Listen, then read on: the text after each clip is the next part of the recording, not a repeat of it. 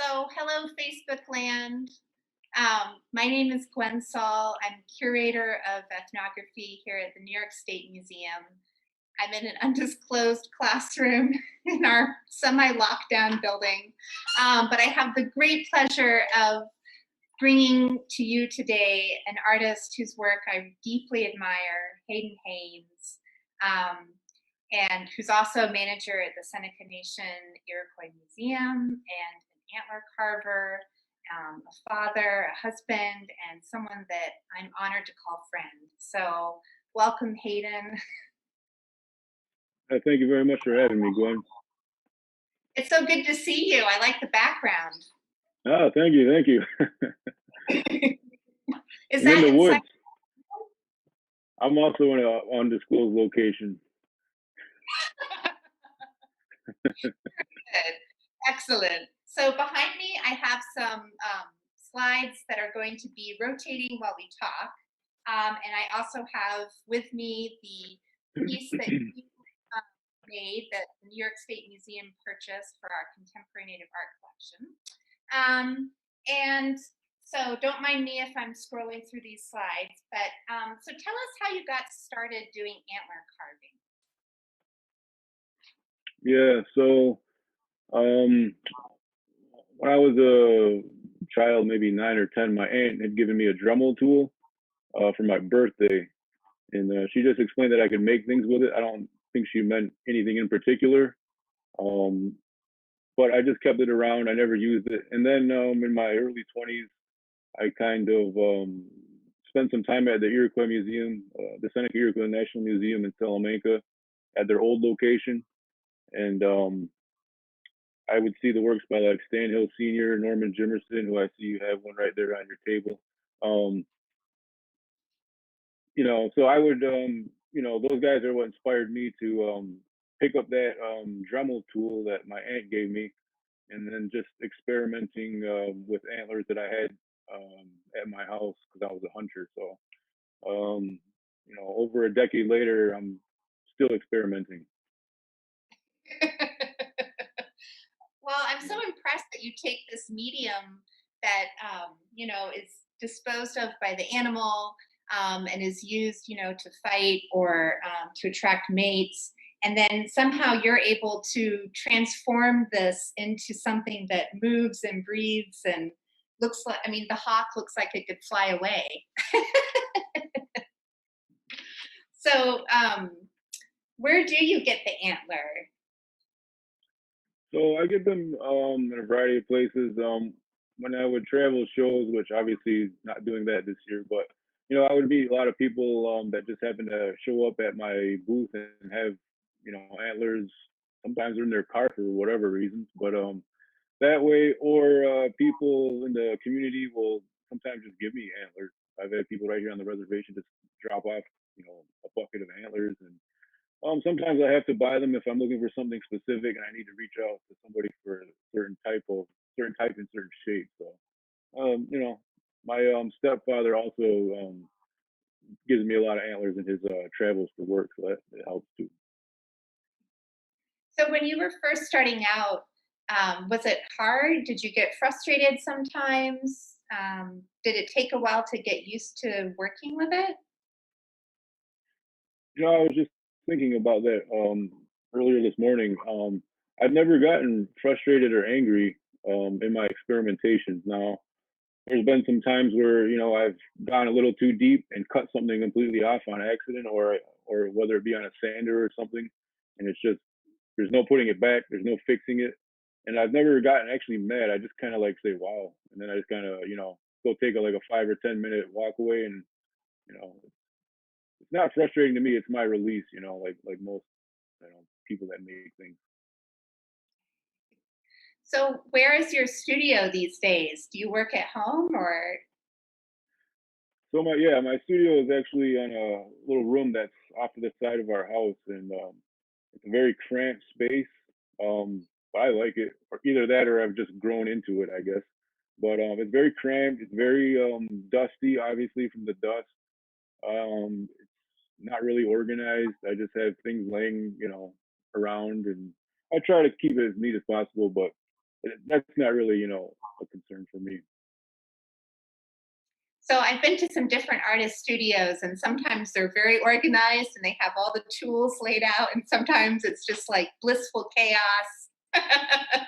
So is yours more towards blissful chaos or organization?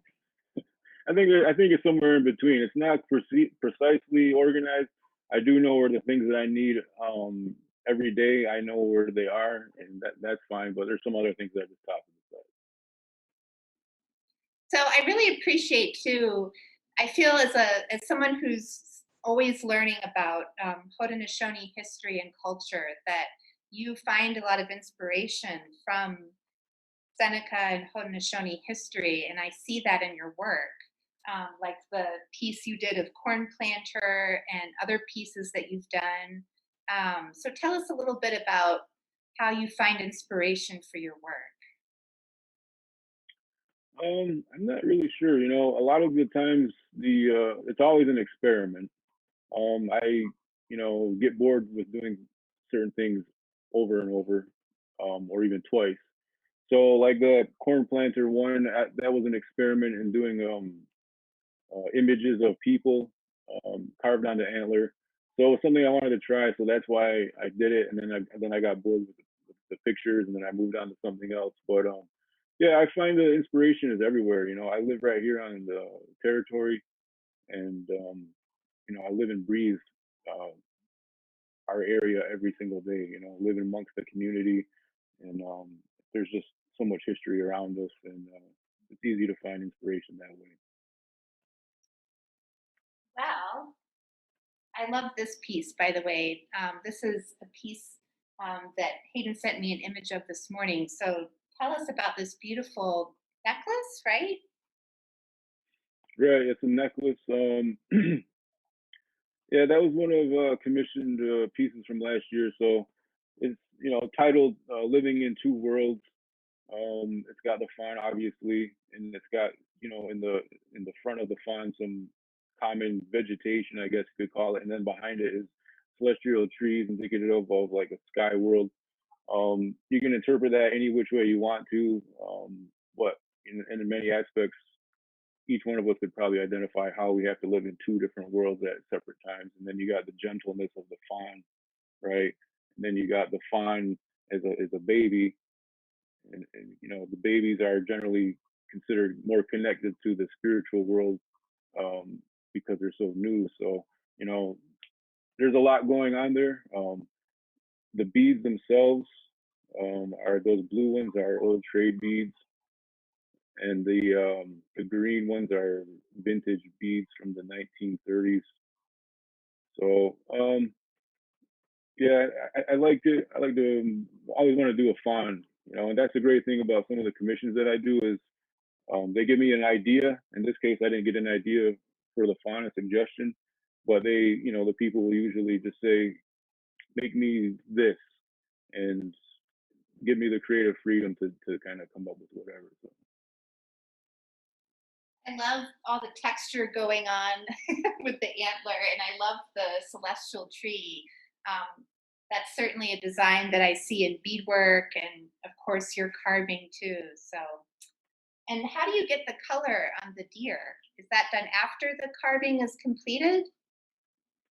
Yeah, it's done after. So that's one of the challenges is, like anything that people make, having that vision to see it after. So when I'm carving those tiny, every single little fur, which you can kind of see, at least I can kind of see, but every tiny little fur hair, and then to understand that once you apply that stain, that's what's going to bring out, you know, the color. That's where the lines you cut are where it's gonna stand out. So Mhm. I use a variety of different things. Um, Sometimes just common wood stain, sometimes leather dye. Um, that's about it, really. Do you intend to use color in your pieces going forward? Yeah, that's definitely a direction that I'm headed in. I think my art in general, I mean, if you want to call it art, like you have something by Norm Jimerson, and you got Stanhill. Those are the the grandfathers of, I guess you, lack of a better words, contemporary uh, police antler carving for the Haudenosaunee people. Um, so my aim isn't to, mimic what they do. My aim is to um, do what I enjoy, and then a lot of that stuff just kind of comes out on its own. People ask me, "How did you do that?" If they see one of my works, and I really don't know the answer. It just kind of happens. But I want to take, you know, antler carving to innovative innovative areas, I guess you could say, and it's something that I enjoy doing. And it doesn't capture the attention of what others may be doing, um, but I just cannot sit and do the same thing over and over, or reproduce something that's already been done over and over. That doesn't interest me, from personally. That's all. Yeah, each piece is a new challenge, it seems like, with your work. Right. And this is a eagle necklace, right? Yeah, that's an eagle necklace. Now, speaking of Stan Hill and Norman Jimerson, see, they've done similar things. Stan Hill in particular, Stan Hill Senior. But what I like about this image is um, what I've done recently. Started using those antler beads, and that's what you can see in the picture. So what I do is I carve my own beads sometimes, and then I'll burn them. And again, it's that vision to see what the design will actually look like once it's done. So I carve them, and you can't really even see the lines sometimes because they're so fine.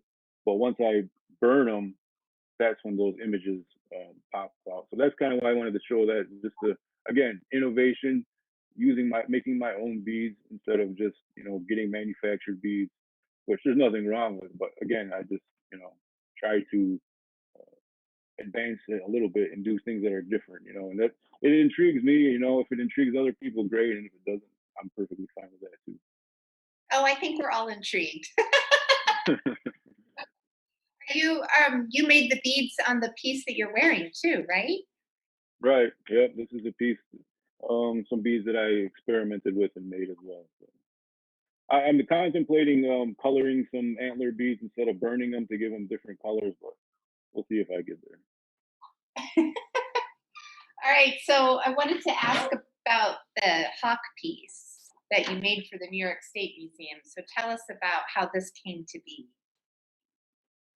Right. So I've seen some cutout pieces. I think most people have, if you looked up for antler carving. A lot of non-native people, because I think that's something that needs to be said, is that this isn't just uh, native people that are antler carving, beading, making baskets. Like, so I've seen some images of like some moose and some cutout scenes, and those are pretty common that I've seen some non-native carvers make. So I thought, oh, I want to do my own take on a cutout moose antler.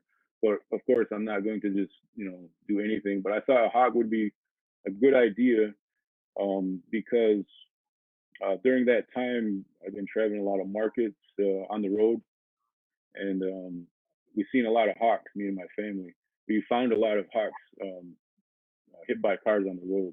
So like it was like this year-long thing where we just kept finding all these hawks.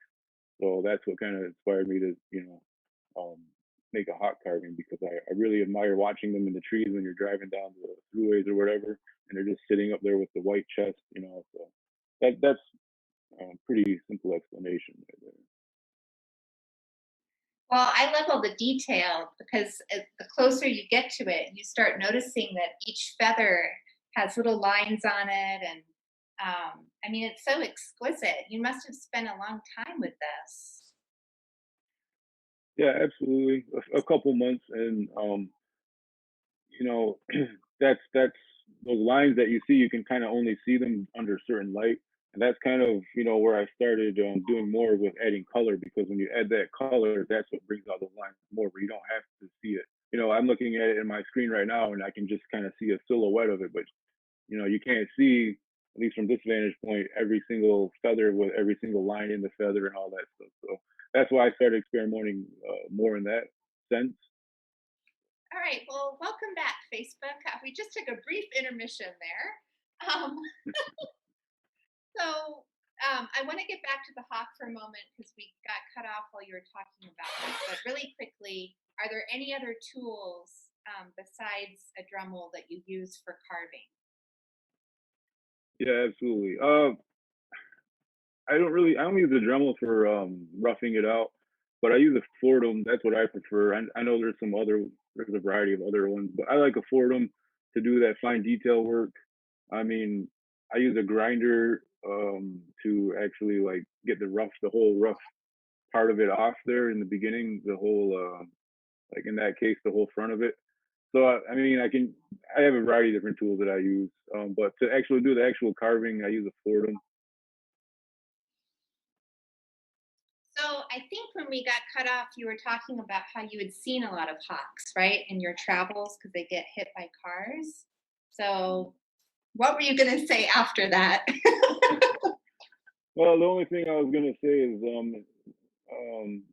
the size of that antler is to be noted too, because um, to get your hand into like comfortable positions and to hold that big antler all the time, that's the challenge too. It's not like you just set it on a table and just start carving. I mean, you have to have your hand resting, at least I do, certain areas, holding it up in some cases. Maybe you're flipping it upside down to get an angle this way. So, working with those big antlers like that can be physically, exhausting sometimes too, holding those antlers for hours to just in just the right spots that you need them to be. So that's all I wanted to say. All right. Well, I love to, of course, your earrings. And I also been really interested in the figurative pieces that you've been doing. So, is this a direction that you're exploring more of? Yeah, absolutely. So, I'm actually trying to finish a figurative piece right now to have in the Ganonjigan art show, but the deadline's in about 15 days. So I'm gonna hope to make it. But anyways, yeah, that's the direction I want to take. I have some time in between commission deadlines where now I can do a few of those pieces that I've had on my mind all year. Some of those are not going to be most pleasant conversations to have with people, especially our own indigenous people. That's who I'm really kind of going to be speaking to in some of those, because I think there's a lot of things that need to be said to each other. As the world does its own thing and we're a part of it, there's issues within our communities that we need to address. And have all the uh, support all the causes you want out into the world. I'm all for that, but let's not forget about the ones that affect us and what we do to each other. So those are the type of things that I'd like to do this year in particular. Yeah, I get that impression too from your work that it's about showing the talent and the beauty of this medium, but it's also about initiating really important conversations to have in Seneca communities or in your community too. Yeah. Okay. All right, we're back. Great. So part three. Hopefully everyone's had a little lunch. Um, I'm here with Hayden Haynes, amazing antler carving, bone carving artist. And I really wanted to ask this question, and I think Hayden has a lot to say about it, but I did want to ask you if you think antler carving has achieved the same attention that other distinguishing art forms that are associated with Haudenosaunee art have achieved. Absolutely not. And the reason why, I don't know. You might have to ask some of the institutions that question. I'm not sure myself, but part of it might be there's a real lack of teachers, people that are well versed in antler carving. So in order for other people to actually to learn, there's not a lot of people to teach. Mm-hmm. Whereas in some other mediums, there's a lot more people that do it regularly. So that might be a challenge. As to why it's not as popular, I'm not really sure. But that's kind of the struggle that I go through sometimes. I feel like what I do is certainly different. But what I see most common is there's a lot of focus on the norm. But I just can't do the norm. That's just not me. So I just continue to do what I like to do. You know, whether it gets the attention or recognition or not, doesn't matter. The only thing that would really matter to me is the hope that, like, with Stan Hill, Senior, and Norman Jimerson, those guys, my main concern, if there was one, would be to have maybe inspire somebody else to start learning. All right. Well, Hayden, most importantly, where can we find your work? Because I know you're always at different art markets, native art markets. Usually I can find you at the Seneca, the Iroquois Indian Museum, and of course the Winter Art Market at the National American Indian Museum in New York City. But where can folks find you now? And I'm going to, just a really quick note, I'm going to leave a link with your Instagram and the Seneca Nation Museum website on the, I'm going to link it to this video so people can find your work. But tell us where we can find your work now.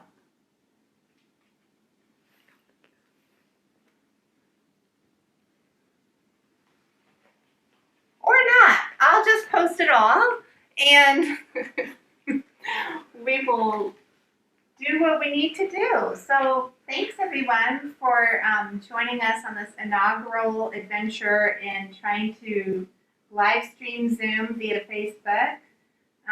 We're going to put our heads together and try and make this a little bit more smooth next time, but please find Hayden Haynes art. You can find him on Instagram, Hayden's Antler Creations. And again, I will link all of that in this video. So thank you so much and take care.